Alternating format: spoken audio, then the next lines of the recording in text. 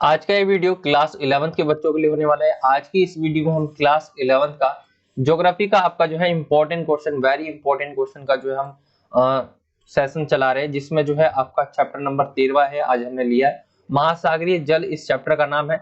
इससे पहले जो भी आपका चैप्टर था, चैप्टर नंबर 8, आपका 9, 10, 11, ये चारों चैप्टर कवर करवा दिया गया है। आपके लिए ज्योग्राफी की जो है प्लेलिस्ट बना दी गई है, तो वहां पे आप जाकर जो है देख सकते हैं।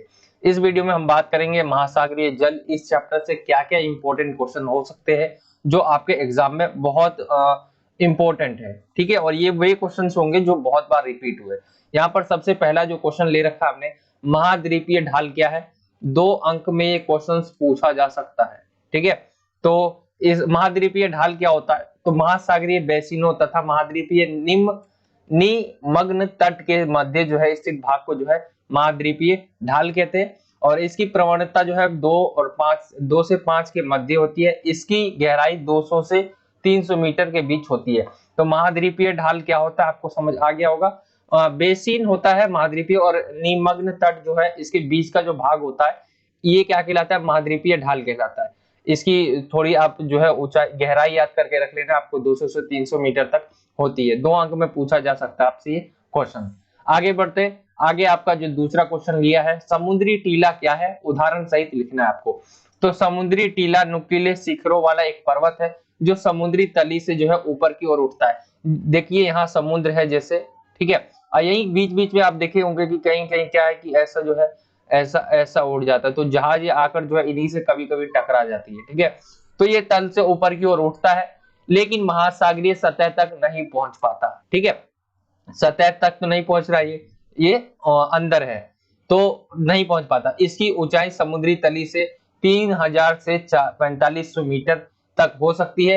उदाहरण के लिए आपको उदाहरण में पूछा गया तो एम्पेरर समुद्री टीला, जो कि प्रशांत महासागर में हवाई द्वीप समूहों का विस्तार है। तो यहाँ पे समुद्री टीला आपको समझ आ गया होगा।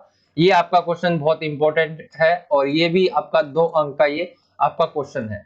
क्वेश्चन नंबर दूसरा हो गया आपका। आगे आते हैं क्वेश्चन नंबर तीसरे पे। ये क्वेश्चन है, महासागरीय जल की लवणता किन कारकों पर से जो है प्रभावित होती है। महासागर में जो जल है उसकी लवणता यानी नमकीन है, कौन कौन चीजें जो है उसको प्रभावित करती है, तथा लवणता के क्षैतिज जो वितरण है उसका वर्णन करना है। तो देखिए विभिन्न स्थानों पर विभिन्न मात्रा में जो है लवणता पाई जाती है। इसको प्रभावित करने वाले कारक कौन से है, तो यहाँ पर जो है जल की आपूर्ति, यानी ठंडे जल में गर्म जल की अपेक्षा जो है कम लवणता होती है। ठीक है, यहाँ स्पेस आएगा। तो ठंडे जल में क्या होता है, गर्म जल की अपेक्षा क्या होता है, कम जो है लवणता होती है। नदियों के मुहाने पर लवणता जो है कम मिलती है हमें। ठीक है, मुहाने का मतलब है जल, नदियों का मुख होता है ना, उस पे हमें जो है कम लवणता मिलती है। वाष्पीकरण की मात्रा, ध्रुव व उच्च अक्षांशों पर पर कम, जबकि कर्क एवं मकर वृत्त पर अधिक वाष्पीकरण होता है। जहां वाष्पीकरण अधिक होगा वहां जो है लवणता क्या होगा, अधिक होगा।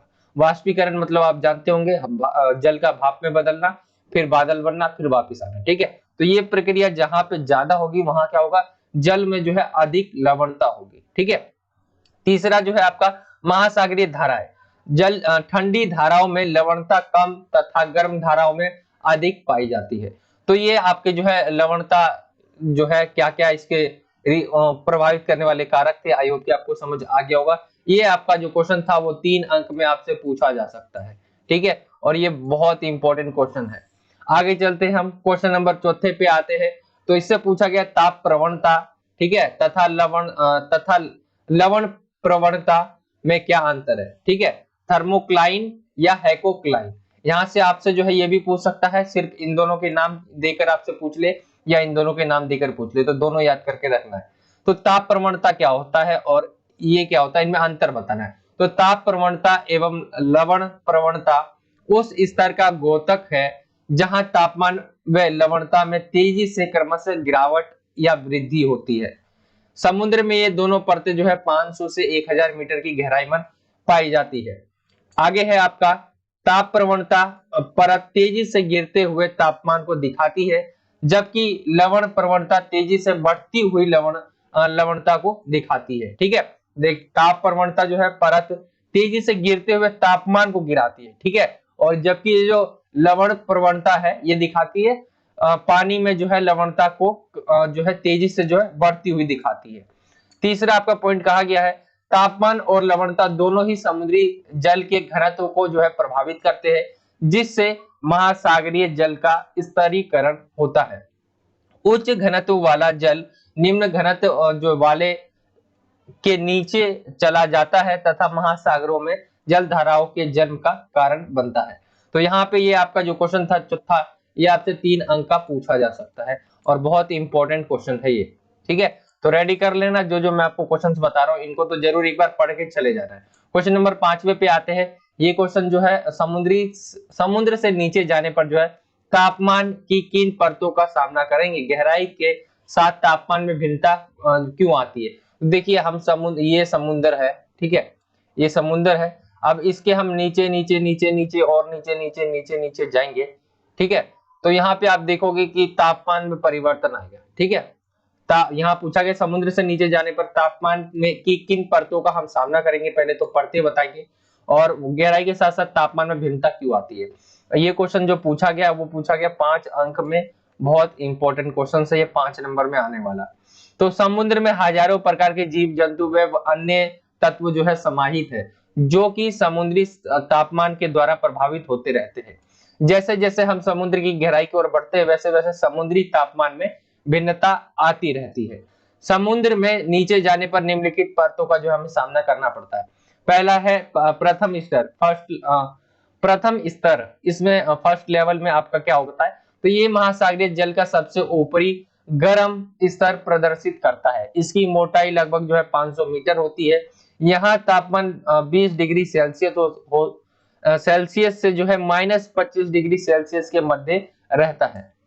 ठीक है, हमने फर्स्ट लेवल देख लिया। सेकंड पे आती है द्वितीय स्तर, तो इसमें क्या होता है, यह थर्मोक्लाइन या ताप प्रवणता कहलाता है। इसकी विशेषता गहराई बढ़ने के साथ तीव्र गति से जो तापमान घटता है। इसकी मोटाई 500 से 1000 मीटर हो सकती है। तीसरे पे जो है थर्ड लेवल, यह स्तर बहुत अधिक ठंडा होता है तथा गंभीर सागरीय तली तक विस्तृत होता है। अंटार्कटिका वृत्तों में सतही जल का तापमान जो है सतही जल का 0 डिग्री से के निकट होता है, जो सतह से गंभीर महासागरीय मैदान तक विस्तृत होती है। इसमें ऊष्मा सीधे सूर्य से प्राप्त नहीं होती, बल्कि संचलन द्वारा जो है निचले भागों में प्राप्त होती है। तो ये वे इसके आपके लेवल थे। ठीक है, 3 स्तर आपसे पूछा गया था इसका, तो आई होप कि आपको समझ आ गया होगा समुद्र से जब हम नीचे जाते हैं तो कौन कौन सी परतों का हमें सामना करना पड़ता है, first level, second and third. ठीक है, तो ये आपके थे, आई होप कि आपको समझ आ गया होगा। और ये था आपका जो है इस चैप्टर से निकलने वाले बहुत ज्यादा इंपॉर्टेंट क्वेश्चन। आई होप कि आपको अच्छे से समझ आ गया होगा महासागरीय जल से आपके कौन कौन से इंपॉर्टेंट क्वेश्चन जो है आ रहे हैं एग्जाम में। ठीक है, तो इन क्वेश्चंस को जरूर रेडी कर लेना है आपको, और जो 5-5 नंबर वाले क्वेश्चंस होंगे उसको तो आप जरूर, पहले तो ये जान लीजिए कि ज्योग्राफी में क्या होता है, एक्सप्लेनेशन ज्यादा नहीं मांगते। ठीक है, आपको एक्सप्लेन भर भर के नहीं करना, ये एक पॉइंट आपको 4-4 5-5 लाइन में नहीं मांगते वो। ठीक है, 2 लाइन में भी आप दे दोगे तो आपका 1 पॉइंट 1 नंबर मिलने के वो होते हैं। ठीक है, क्योंकि ज्योग्राफी में आपको जो है टू द पॉइंट आपसे आंसर मांगा जाता है, वहां पे आपको जो है इतना बढ़ा चढ़ाकर नहीं दिखाना होता है। ज्योग्राफी में आप सीधे अगर वहां तक नाम लिखने तक के जो है पॉइंट में पूरे नंबर मिल जाते, जैसे 5 पूछा है तो 5 आप नाम भी बता दोगे, वहां तक भी पॉइंट मिल जाते। ठीक है, लेकिन हाँ आप एक्सप्लेन जरूर करना। बाकी कुछ चीजें हैं जिसमें ज्योग्राफी में इतनी एक्सप्लेनेशन नहीं मांगते। ठीक है, एक्सप्लेन आपको करना है। ठीक है, ये याद रखना है आपको। जैसे यहाँ पर देखिए आप इतना इतना भी एक्सप्लेन कर देंगे तो यहाँ पे आपको पूरे नंबर मिल जाएंगे, जैसे 3 नंबर का एक क्वेश्चन है। तो आई होप कि आपको समझ आ गया होगा कौन कौन से इंपॉर्टेंट क्वेश्चन थे इस चैप्टर से निकलने वाले। और इससे पिछला आपने चैप्टर नहीं देखा हो तो जरूर देखिए, मैं आपको जो है एंड में दिखाई दूंगा वो वीडियो, वहां पे क्लिक करके आप देख सकते हैं। बाकी आप जो है चैनल पर भी जाकर देख सकते हैं, और प्लेलिस्ट जो है बना दी गई है, और ज्योग्राफी का जो है सैंपल पेपर भी करवा दिया गया है। सैंपल पेपर आप जरूर देख लीजिए, आपका पेपर कैसे आने वाला है, सैंपल पेपर हमने बना दिया है। साथ ही इसका एक और प्रैक्टिस पेपर जो है आपको जल्दी मिल जाएगा। ठीक है, तो यहाँ पे ये भी आप जरूर देख लीजिए।